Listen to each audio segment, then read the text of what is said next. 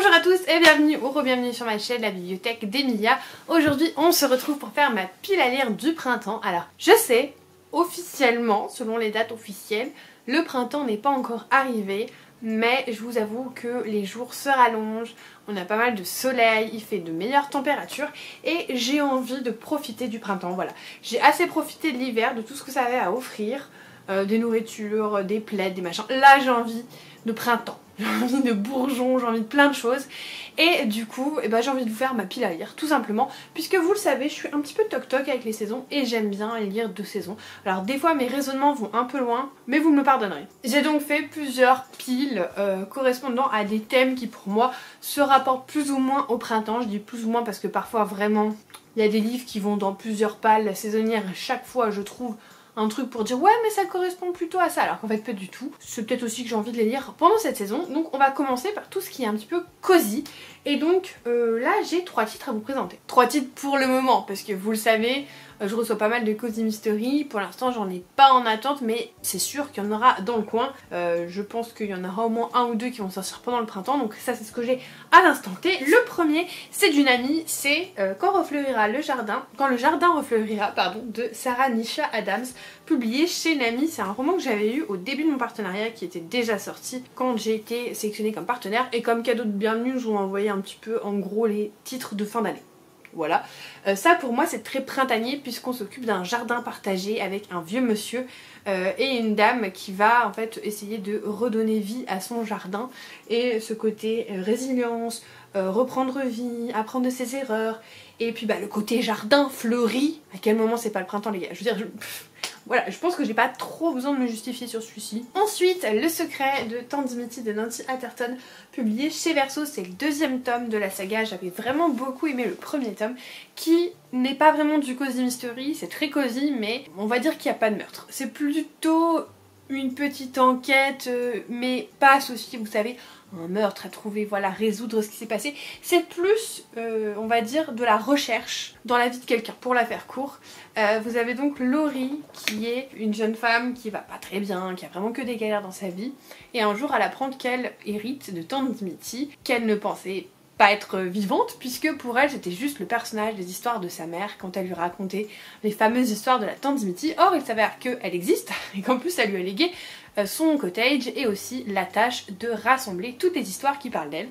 Et donc elle va se rendre en Angleterre puisqu'elle est aux États-Unis et va commencer une quête envers elle-même, envers Tante Dimitri. Et ce qui est un peu drôle, c'est que Tante Dimitri n'est jamais réellement partie, puisqu'elle est plus ou moins là sous la forme d'une espèce de présence fantomatique qui peut pas vraiment interagir, hein, mais voilà, elle est là, on le sait. Et c'était très très chouette ce premier tome. Je sais qu'il y a 3 tomes qui sont déjà sortis. Et du coup, je trouve que le printemps c'est la bonne saison pour lire le petit cottage anglais, voilà, tout ça, pour moi ça fait très printanier, donc hâte de le découvrir. Ensuite, un autre Cozy Mystery, ça fait un petit moment que je l'ai dans ma pile à lire et je ne le commence pas, je ne sais pas pourquoi parce que j'en ai entendu que des bonnes choses, notamment chez les anglophones. C'est Comment j'ai tué ton mari de Elle Cosymano, publié chez Charleston. Je crois que c'est la seule saga de Cozy Mystery qu'ils font, je peux me tromper hein, mais elle me donne très envie parce que c'est très drôle à mon avis. On va suivre Finney Donovan qui est autrice de romans, elle écrit des thrillers. Et en fait elle parle de l'intrigue de son dernier roman au téléphone et quelqu'un qui franchement n'a pas la lumière à tous les étages à mon avis, va penser en fait que c'est un tueur à gages parce qu'elle parle de meurtre ou de machin de... Et du coup elle va l'engager, sauf que je vous ai dit, hein, la personne elle est pas fufute. Hein. Sauf que Finlay, c'est pas du tout une tueuse à gages, donc du coup, elle va être un petit peu, on va dire, amusée de cette situation. Sauf qu'au moment où la personne qui a été engagée de tuer décède vraiment, elle va mener l'enquête. Et il paraît que c'est très très chouette et très drôle. Et je prends jamais le temps, en fait, de le lire. Donc j'aimerais bien prendre le temps, tout simplement. J'aimerais bien. Voilà, je vous en dis des nouvelles. On va passer à ma plus grosse pile, parce que je vous le rabâche toujours, je vous le rabâche. Qu'est-ce qui pour moi crie le printemps? La lecture asiatique, que ce soit la fantaisie, le machin. Alors il se trouve que j'en lis toute l'année, parce que je suis partenaire Nami, et c'est très très cool, hein, je suis très contente d'être partenaire Nami. Mais c'est vrai que c'est des romans qui pour moi s'associent vraiment au printemps. la résilience, le renouveau, c'est souvent des thèmes qui sont très forts dans la littérature asiatique. Et puis au-delà de ça, les sakura, les machins, bon, voilà, c'est très cliché ce que je veux dire, mais pour moi, tout ce qui est fantasy asiatique et compagnie, ça me fait énormément penser au printemps. Donc j'ai une grosse pile à vous montrer, parce qu'évidemment, autant la lecture asiatique, les contemporains, j'en lis un peu toute l'année grâce à Nami, vraiment je me plains pas, hein, mais si jamais j'avais pas ce partenariat, je les lirais peut-être pas toute l'année, vous voyez ce que je veux dire. Autant la fantasy asiatique, je la garde religieusement pour le printemps, vraiment très religieusement, je tiens, voilà, voilà. Donc, je vais commencer par ce qui pour moi est le moins asiatique de tous, mais a des vibes asiatiques. Je vais vous expliquer. Il s'agit de Yumi et le peintre des cauchemars de Brandon Sanderson. Alors, ça fait un moment que je vous en ai pas parlé, hein, de Brandon Sanderson. Et alors, pourquoi je vous parle de fantaisie asiatique alors que Brandon Sanderson c'est tout sauf de la fantaisie asiatique, puisqu'il a sorti 4 projets secrets qui s'intègrent dans le Cosmere mais qui sont indépendants, et parmi eux donc Yumi et le peintre des cauchemars, qui a été inspiré de Final Fantasy X. Alors je sais pas à quel point il s'est inspiré de ce jeu vidéo qui est juste, je pense, sur le style de jeu, je sais pas à quel nom ça a, je sais pas si c'est... non c'est pas MMORPG, je sais plus, mais vous voyez le style de Final Fantasy, et eh bien c'est mon préféré, le 10, le 10-2 même, le 10-2 c'est mon préféré. Donc forcément ça titille mon intérêt, sachant que ça fait un petit moment que j'ai mis en pause Brandon Sanderson pour me concentrer sur Robinob, qui l'a dépassé à 1000%, et du coup j'essaye quand même de voilà, d'avancer sur Robinob. J'y reviendrai, mais honnêtement pas tout de suite, à part les projets secrets qui se lisent un peu indépendamment. Je pense que j'y reviendrai pas cette année et j'y reviendrai pas l'année prochaine parce que j'ai d'autres choses avant. Mais dès que j'ai fini l'Assassin Royal, j'ai pas envie d'y penser parce que j'ai pas envie, je me remets à Brandon Sanderson. Bref, tout ça pour dire que c'est inspiré du coup de Final Fantasy, et puis vous avez quand même des illustrations qui sont très japonisantes, hein, on va pas se mentir. Attendez que je vous en trouve aussi ici. Voilà. Donc, bah écoutez, je pense que je vais essayer. C'est quand même une bête, hein. On est quand même sur 682 pages. Et donc, de quoi ça parle? Et bah, je saurais pas trop vous dire. On a un monde de lumière, un monde de ténèbres, une prêtresse dévouée et un peintre désabusé qui se rencontrent. Voilà, j'en sais pas plus que vous, là, je pourrais plus vous aider. Mais bah, j'aimerais bien le lire ce printemps, mais je vous avoue que c'est pas du tout ma priorité. Genre, vraiment, c'est pas ma priorité. Je pense que sur toute cette liste, c'est peut-être celui que j'ai le moins besoin de lire cette année, si je me fais bien comprendre. C'est un peu flou, mais c'est pas grave. Le seul livre qui n'est pas de la fantaisie asiatique dans toute la pile qui me reste, ça s'appelle Tant que le café est encore chaud, de Toshikazu Kawaguchi. J'espère que je l'ai bien dit. C'est un tout petit roman qui s'inscrit un petit peu comme dans les livres Nami, c'est pour ça que je sais que je vais l'adorer, qui parle d'un café, et en fait, quand on vient dans ce café, on peut retourner dans nos souvenirs le temps que le café reste chaud, d'où le titre. Et ce côté retour dans le temps, vous le savez, j'adore ça. J'adore le retour dans le temps, vraiment ça c'est ma passion. Je sais pas pourquoi, vraiment je suis passionnée par ça. Et plus le côté littérature asiatique un peu style Nami, je pense que je vais adorer cette saga. C'est publié en grand format chez Albin Michel. Il y a déjà plusieurs tomes qui sont parus, je sais pas combien je vous avoue. Mais ça se lira très vite je pense, parce qu'il y a 227 pages et c'est du poche. Voilà. Je vous en dis des nouvelles, ça à mon avis très vite. Je vais continuer avec... C'est lourd, hein. À chaque fois je fais du déménagement à chaque fois quand j'en prends un. La dernière étoile de Han Selling, publiée chez Lumen, c'est le 3e tome de la saga des monstres de papier. Cette saga qui ressemble un petit peu au studio Ghibli, dans l'inspiration, avec des pliomages, c'est-à-dire des gens qui sont capables de faire de la magie des origamis. C'est une saga qui tire un peu sur jeunesse, même pas mal, que j'aime beaucoup, qu'on voit très peu, et à chaque fois que je vous le présente, il y a au moins une personne qui me dit bah je l'ai lu que chez toi cette saga là. Je sais pas pourquoi elle a pas pris, je sais pas pourquoi elle a pas, voilà, elle a pas eu plus de succès, parce que moi je la trouve très cool. C'est vraiment ambiance Ghibli, vous avez ce côté un petit peu jeunesse, vous savez, du héros qui devient un héros et qui s'entoure des bonnes personnes et compagnie. On va dire que dans la construction narrative c'est jeunesse, mais c'est écrit plutôt young adulte. Je sais pas si je suis très claire, mais en tout cas c'est une saga que j'aime beaucoup, j'ai hâte de la terminer, et je gardais très précieusement ce service de presse que Lumen m'a envoyé pour le lire, voilà, début mars. C'était parfait, ça va être une de mes prochaines lectures, et je vous fais très rapidement un retour sur la saga entière. Je pense faire un saga en série là-dessus, sauf si ce tome me déçoit vraiment, mais je vous en parle rapidement en tout cas. Ensuite, ça je vous en ai parlé aussi il y a pas très longtemps, je vous l'ai présenté, je vous ai dit que je le gardais pour mars. The Sword of Kaigen de M.L. Wang, publié chez Calix. C'est de la fantasy adulte, c'est un one-shot et apparemment c'est hyper demandeur. Il y a un glossaire de 30 pages hein, à la fin, histoire quand même de pas se perdre. Donc celui-là, je vous avoue qu'il me fait peur, mais j'ai très envie de le lire parce que ça fait au moins 3 ans que je le vois sur la sphère anglophone et que je me dis, il a l'air incroyable celui-là. Donc je suis très contente de l'avoir, j'espère juste trouver le bon moment pour le lire. Parce que celui-ci à mon avis va être très demandeur, mais en tout cas, c'est une belle bête. Et on va passer à ça. Ça, c'est mes Fairy Loot. Il y en a 3. À la base, je m'étais dit, je vais en lire un par mois, puis j'avais oublié celui-ci. Donc je sais pas, peut-être que celui-ci va passer à la trappe, mais en tout cas, ça c'est ma priorité, les gars. Ça, vraiment, c'est ma priorité de ce printemps. Vraiment. Si je ne devais garder que 3 livres que je dois absolument lire, à part, vous allez voir les lectures communes que j'organise, mais voilà, il faut absolument que je les lise, c'est obligatoire. Déjà parce que c'est dans mes reliques de Mappal, et parce que j'adore cette saga, j'adore ces éditions, et que celles-ci m'ont coûté un bras. Donc, pour faire le récap, vous avez la saga 6 couronnes écarlates, qui est une duologie, mais qui contient un préquel, Her Raging Curse. C'est écrit par Elizabeth Lim, et d'ailleurs dans mes souvenirs, ce préquel va sortir très prochainement, s'il n'est pas déjà sorti, chez Rajo, je crois que c'est Rajo qui traduit cette saga.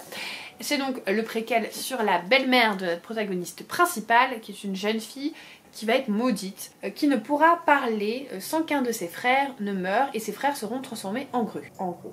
Et donc là, on va suivre sa belle-mère qui est à l'origine du maléfice. J'en dirai pas plus parce qu'à chaque fois j'ai peur de spoiler. J'avais beaucoup aimé la duologie et ça m'a donné extrêmement envie de lire le préquel. Sauf que j'ai laissé traîner l'année dernière et que je l'ai pas lu. Alors que je devais, mais je l'ai pas lu. Donc ça, il faut que je le lise. Et ensuite, dans le même univers, mais une duologie séparée, qui d'ailleurs à la base en anglais est sorti en premier, donc il est possible que ce soit traduit aussi sur Rajo. Je ne peux pas m'avancer parce que j'ai pas de contact chez Rajo et que j'en sais rien, mais à mon avis ça devrait être traduit. C'est une saga qui s'appelle Spin the Dawn et Unravel the Dusk. C'est une saga qui va être une réécriture de Mulan, donc dans le même monde que 6 couronnes écarlates, avec une jeune fille qui rêve d'être tailleur, sauf que c'est un travail qui est réservé aux hommes. Et donc elle va aller déguiser sous la forme d'un homme, puisque son père ne peut pas se rendre au palais, pour créer la robe de mariée de la future impératrice. Et en chemin, il va y avoir des batailles, il va y avoir des problèmes, et puis ils vont aller se bastonner en gros. J'ai très envie de les lire, vraiment ils m'ont coûté un bras, vous imaginez même pas combien ils m'ont coûté. Et en plus c'est des éditions qui à la base n'étaient pas mises à la vente, puisqu'il y a des défauts. Voilà, c'est juste en fait il restait quelques exemplaires qu'ils n'avaient pas mis à la vente parce que justement ils n'étaient pas parfaits, et ils les ont quand même mis à la vente, et au même prix d'ailleurs. Je me suis un petit peu fait couillonner, voilà, mais ils sont trop beaux et en plus ils vont exactement dans la même esthétique, dans la même DA que les autres. Donc l'idée ce serait de lire celui-ci en mars et ensuite avril et mai. Et on aura fini pour le printemps. Sachant que elle va sortir un nouveau roman dans le même univers, mais je crois que c'est une nouvelle saga en 2026, je crois. Donc j'aimerais bien être à jour pour l'année prochaine. Mais bon, vous me direz, 3 tomes dans la même saga, enfin dans le même univers, en un an, c'est déjà pas mal. Et donc le dernier que j'ai, c'est The Girl with No Reflection de Keshi Shao. C'est donc un roman de fantasy asiatique, hein, comme tout l'indique. Et de quoi ça parle, vous avoue, je m'en rappelle plus du tout, donc je vais essayer de vous traduire en instant le résumé. On a la princesse Yingyu qui croyait en l'amour autrefois, mais quand elle va être choisie pour être la fiancée du prince, ses rêves de conte de fées vont complètement s'effondrer. Son futur mari est froid et indifférent et il va la confiner dans sa chambre sans raison, il va même pas lui expliquer. Et il y aurait des rumeurs comme quoi il y aurait aussi 7 autres fiancés qui auraient mystérieusement disparu avant leur propre mariage. Laissée seule avec sa propre réflexion comme compagnie, elle commence à voir des choses bizarres dans le miroir et la veille de son mariage, elle va ouvrir un portail qui va l'envoyer dans un différent monde qui est plein de mondes parallèles entre guillemets, dont le fameux prince qui, dans le monde dans lequel elle arrive, est en fait très gentil, très attentionné, voilà, et elle va tomber amoureuse de lui. Voilà, j'en sais pas plus, ça a l'air chouette. Je vous avoue que j'ai pas de retour, j'ai pas regardé les retours sur la LC qui s'est fait, puisque vu que c'est un livre Fairy Loot, normalement il y a une LC qui a été faite. Oh, c'est joli aussi cette couverture. Donc j'en sais rien, mais je vous avoue que cette couverture là elle est quand même très très belle. Donc bah écoutez, si j'ai le temps de le lire, celui-ci c'est vraiment pas ma priorité, mais si j'ai le temps, je vous en dirai des nouvelles. Ensuite, on va passer à l'historique, et je vous avoue que à part un, j'aurais pu appeler ça la Régence, puisque la Régence, l'époque victorienne, tout ça, encore une fois, l'Angleterre, le cottage anglais, pour moi c'est très printanier. Donc le premier qui du coup n'en est pas du tout, c'est La Maison de l'Orchidée de Lucinda Riley que j'avais déjà mis je crois dans ma pile à lire du printemps de l'année dernière, où on est donc sur une double temporalité comme toujours avec une jeune femme. On va être en Europe et en Asie et voilà, je pense savoir plus. Ça se passe toujours bien avec moi, Lucinda Riley. Donc j'ai pas trop de peur concernant ce livre. Il est gros, c'est vrai. C'est écrit hyper petit, donc ça va être à mon avis un livre qui va mettre du temps à se lire. Même si ça se lit très vite, les Lucinda Riley. Mais là je vous avoue que il est vraiment écrit tout petit. Donc nous verrons. Mais avec moi ça marche toujours, les Lucinda Riley. Donc ça ira. Ensuite on a donc Celle Duchesse de Buckingham de Shannon Malka. Et j'ai hâte de découvrir ce titre. Déjà premièrement puisqu'on est en Angleterre en 1841 et que vous savez ma passion pour l'Angleterre, que on va avoir la reine Victoria. Déjà rien que ça, je suis conquise, mais aussi puisque c'est l'autrice de Prisonnière de l'hiver russe que nous avons lu du coup en janvier et que j'ai adoré. Vraiment je l'ai adoré ce livre, donc j'ai trop hâte de découvrir la plume de cette autrice dans ce contexte que j'aime tout autant que la famille Romanov qui me passionne, mais vraiment l'Angleterre, Doria et compagnie, vraiment ça me passionne, donc j'ai trop hâte. Ensuite on a un livre à peu près fantasy, à peu près historique, voilà c'est un petit peu plutôt fantastique je dirais même, Des oiseaux fabuleux dans un ciel victorien de India Holton, qui se passe évidemment à l'époque je crois victorienne. On va suivre des ornithologues qui découvrent une nouvelle espèce, une créature fantastique et qui vont essayer de l'attraper et vous avez évidemment deux protagonistes, une femme et un homme qui vont se la jouer un petit peu orgueil et préjugés et qui vont essayer d'attraper cette créature. J'ai franchement trop hâte de le lire, il me donne trop envie, je trouve ça un peu loufoque et en même temps avec des thèmes que j'adore, l'Angleterre encore une fois. Donc bah, je vous en dis des nouvelles, ça c'est une sortie très récente donc je pense que je tarderai pas trop à le lire. Et enfin une nouvelle lecture VO. Alors vu mon rythme de lecture VO ces derniers temps, je suis vraiment pas sûre que je vais y arriver. Mais regardez-moi cette beauté. Je l'ai reçu ce matin. Donc vraiment il est tout frais. Il est tout frais, voilà du frais du matin. Oh là là, regardez-moi ça. Si ça crie pas le printemps pour vous, je sais pas quoi vous dire. Il y a des fleurs, il y a des roses, il y a des petits cottages, enfin des petits cottages, des grands cottages qui sont plutôt des manoirs d'ailleurs. J'ai trop hâte. J'ai trop hâte. Pour moi, c'est... ça me fait penser à Orgueil et Préjugés, mais bon... Voilà, Angleterre, 1848. Oh. La saison est officiellement ouverte et toutes les femmes de la haute société se pressent auprès de la reine Maureen pour qu'elle puisse gagner en gros des prétendants. Mais pour ça, elle doit faire des concessions et pour un magnifique sourire, le coup ce sera la perte d'un doigt.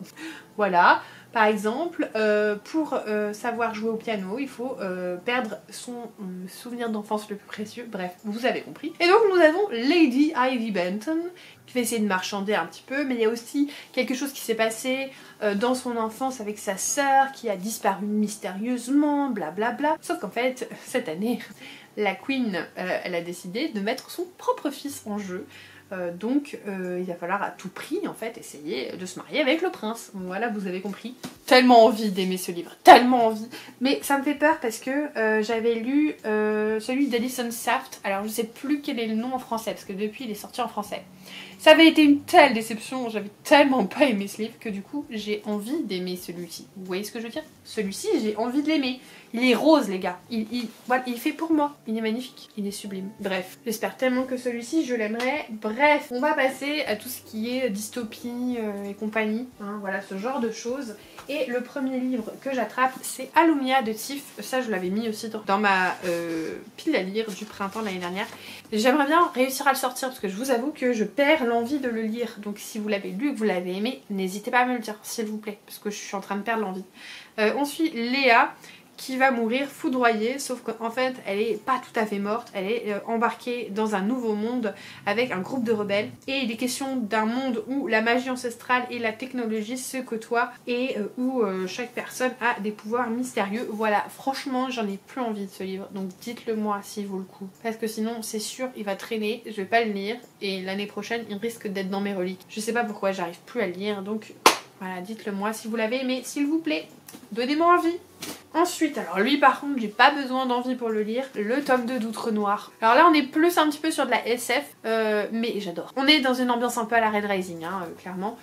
On a une caste, vous avez plusieurs castes, et donc en fait notre protagoniste principal, c'est le fils du souverain légitime qui s'est fait destituer par son propre frère, ambiance à la Hamlet. Et du coup il va aller vivre dans les bas-fonds. et pour sortir un petit peu de sa condition, il va aller dans une école pour devenir chasseur de ces créatures là horribles qui peuvent engloutir des villes entières. Et donc malgré sa condition, on va dire, il va être au même stade que tout le monde et il va rentrer dans un équipage qui va devenir un petit peu comme une seconde famille pour lui, même s'il y a des fourbes et des retournements de situation. Bah c'était trop bien, vraiment ce livre, pareil. Pourquoi personne n'en parle? Il est excellent, vraiment il est excellent. Et si vous aimez Red Rising, vous aimerez Outre Noir à 1000%. Franchement, on est sur les mêmes ambiances, les mêmes vibes, on n'a pas du tout le même monde et les mêmes, on va dire, motivations pour notre personnage, mais on est clairement sur des thèmes similaires et sur des ambiances similaires. Donc si vous avez aimé Red Rising, Outre Noir les gars, Outre Noir. Ensuite, The Bonne Season de Samantha Shannon, donc le premier tome revisité, puisque je vous rappelle qu'elle a fait une réécriture de ses premiers tomes, puisque les premiers tomes étaient sortis il y a plus de 10 ans et que depuis elle a amélioré son écriture et elle trouvait que le début de la saga n'était plus aussi qualitatif qu'elle l'aurait voulu, donc elle a réécrit les premiers tomes. Et donc moi étant une grande fan de la saga, j'ai revendu mes anciens exemplaires, je me suis procuré les nouveaux. Si vous voulez faire une lecture commune de la saga, ça commencera en avril sur mon Discord, à raison d'un tome tous les 2 mois, pour rattraper, puisque je pense que le tome 5 va sortir dans l'année. Je sais pas quand, mais dans l'année je pense. Donc ça ferait avril, mai, août et octobre. Voilà, comme ça c'est dit. Donc le premier tome ce sera en avril, si jamais ça vous intéresse, mon Discord. Mais c'est une saga incroyable. Et si en plus elle est encore mieux écrite qu'avant, parce que les 2 premiers tomes, j'avoue, j'ai eu du mal parce que je trouvais que c'était un petit peu fouillis, que ça partait dans tous les sens. J'espère que c'est mieux du coup, parce que ça vaut tellement de coups, c'est tellement une saga incroyable que si en plus elle a réécrit et que c'est mieux et qu'on rentre tout de suite dans l'histoire et que c'est moins compliqué, et pépite. Et enfin, je vous disais, je fais 2 lectures communes sur mon Discord ce mois-ci. Hunger Games, 2 tomes 2. Je suis trop contente, vraiment je passe un trop bon moment de lecture. Enfin, le premier tome a été trop bien, je l'ai écouté, c'était génial. Et donc, alors là je suis un tout petit peu en retard, même si je pense qu'au moment où vous verrez cette vidéo, les salons seront créés et tout. Mais du coup, le tome 2 sera lu en mars sur mon Discord, le tome 3 en mai du coup, le tome 4 en juillet et le nouveau préquel qui est sorti là il y a très peu de temps, en septembre. Je crois, je me suis pas trompée. Bref, ça aussi, si jamais ça vous intéresse de faire la lecture commune, mon Discord est en barre d'infos. Je l'ai dit 3 fois, je pense que vous avez compris. Et enfin, on va passer à des livres qui me font penser au printemps. Voilà, pas plus d'explications, même si pour celui qui arrive, franchement, j'ai pas besoin d'explications. Mémoire de la forêt, le dernier tome. La saison des adieux, qui est donc le livre qui correspond à la saison du printemps, puisque c'est une saga en 4 tomes avec un tome par saison. Et on termine par le printemps avec cette ville un peu anthropomorphique, avec des petits personnages qui sont trop mignons, des renards, des hiboux, des loups, il y a tout. Voilà, et en fait ils vivent leur petite vie et ils vont vivre des aventures. Ce sont des livres qui m'ont fait pleurer à grosses larmes. Le premier tome pour moi est imbattable par son thème puisqu'il aborde la maladie d'Alzheimer. Et je vous l'ai déjà dit, ça m'a touchée de très près puisque quelqu'un de ma famille en a été atteint et du coup ça m'a fait pleurer toutes les larmes de mon corps les 2 suivants aussi m'ont fait pleurer mais à moindre mesure, donc nous verrons. Et en même temps c'est la fin, donc je pense que je vais pas mal pleurer, hein. Ça c'est sûr, je vais pleurer, faut que je prévienne nos chéris quand je le lis, hein, parce que sinon ils vont encore se demander ce qui se passe. Ensuite, un livre que j'avais mis à la base dans une pile à lire d'hiver, je crois, à un moment, et on m'a dit non, c'est plus printemps-été. Alors je vous écoute. La première née d'Amy Harmon, publié chez Charleston. C'est Lucie de Lucie Allu qui me l'avait offert, donc un grand merci Lucie, merci beaucoup. J'espère le découvrir rapidement. Je crois que c'est l'histoire d'une femme qui...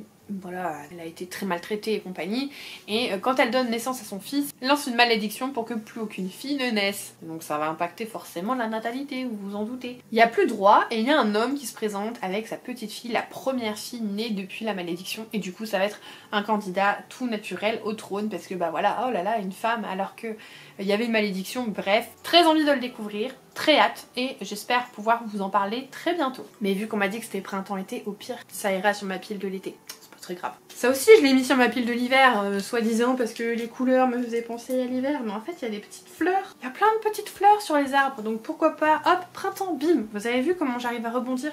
Incroyable. Night Ben de Alex Aster, le tome 2 publié chez Lumen. Il faudrait que je le lise ça, parce que le tome 3 va sortir et en version collector. Alors si j'avais bien aimé le premier tome, le deuxième tome je l'ai toujours pas lu et j'ai entendu des échos sur le premier tome qui me font dire que peut-être que finalement c'était pas si bien que ça. Alors je suis vite influençable, hein. Franchement je suis quelqu'un de très influençable. Donc il faudrait que je le lise, parce que si jamais j'aime bien le tome 2, je commanderai le tome 3 en collector. Mais il faudrait pas que j'aime bien le tome 2 dans 3 ans et qu'il n'y ait plus de collector, alors que tout le reste de ma collection est en collector. Je me refuse à acheter le tome 3 tant que je n'ai pas lu le tome 2. Parce que, je vous rappelle, on s'est fait une promesse de vous à moi, l'année dernière déjà. Je dirais même peut-être fin 2023. On s'était dit qu'on arrêtait d'acheter les suites de sagas quand on n'avait pas lu les tomes précédents. Exception des sagas qu'on est sûr d'aimer parce que X ou Y raison. Mais on s'était fait une promesse, donc je vais tenir ma promesse et il faudrait que je le lise rapidement quand même. Et enfin, le tout dernier, c'est le livre que j'ai tout simplement lu il y a 1 heure. 2 heures, il y a plein de paillettes dessus parce qu'en fait ça arrivait dans une box et du coup il y a des paillettes partout. Il est magnifique et j'ai trop hâte de le lire. Les Cités de poussière de Nell Pfeiffer, donc publié chez Hachette. Il n'est pas encore sorti. Peut-être qu'il sera déjà sorti au moment où vous verrez cette vidéo, je ne suis plus sûre de la date de sortie exacte. Mais en tout cas, j'avais beaucoup aimé L'Engrange-Temps, donc j'ai très hâte de découvrir ce one-shot. C'est cool en plus ces one-shots, on adore, ça fait pas de saga en plus. Où on a un monde avec 4 cités qui survivent grâce à la poussière, qui est quelque chose d'invisible à l'œil nu, et qui permet la création d'un élixir de jouvence. Alors moi ça me fait tout de suite penser à la croisée des mondes, hein. La poussière et tout machin. On a Delia qui est une érudite, puisque vous avez 4 castes, vous avez les érudits, vous avez les façonneurs, vous avez les virtuoses, et la dernière caste je m'en souviens plus. Mais vous avez vraiment des castes comme ça. Et donc elle est érudite et son destin va basculer lorsqu'elle va découvrir un étrange grimoire. Je ne veux pas en savoir plus. Et ce côté paillette là pour la poussière, j'aime tellement l'attention. Merci Hachette, vraiment merci Hachette. J'ai hâte de le découvrir et celui-ci à mon avis va pas rester très longtemps dans ma pile à lire. Je vous en dis rapidement des nouvelles. Et voilà, j'ai besoin de 3 litres d'eau, d'avoir tant parlé, mais ma pile à lire du printemps est terminée. N'hésitez pas à me dire s'il y a certains livres dans cette liste soit que vous avez adoré, soit que vous avez très envie de découvrir. Et puis évidemment, inondez-moi de fleurs, d'emoji fleurs. Si vous êtes arrivé à la fin de cette vidéo pour me soutenir, pour voilà, me dire j'étais là, mettez-moi plein de fleurs de partout puisque on a envie que le printemps arrive rapidement. Si vous n'êtes pas encore abonné, n'hésitez pas à le faire, mettre un petit pouce en l'air et un commentaire. Un grand merci pour tout votre soutien vidéo après vidéo, je vous le dis à chaque fois, mais c'est tellement vrai, merci beaucoup. Sans vous, je continuerai pas ces vidéos, donc merci de vos retours, toujours très constructifs et très bienveillants. Pour la plupart, il y a toujours quelques exceptions, mais pour la plupart un grand merci. Et puis bah moi comme d'habitude en attendant la prochaine vidéo, je vous souhaite de merveilleuses lectures et je vous fais des bisous.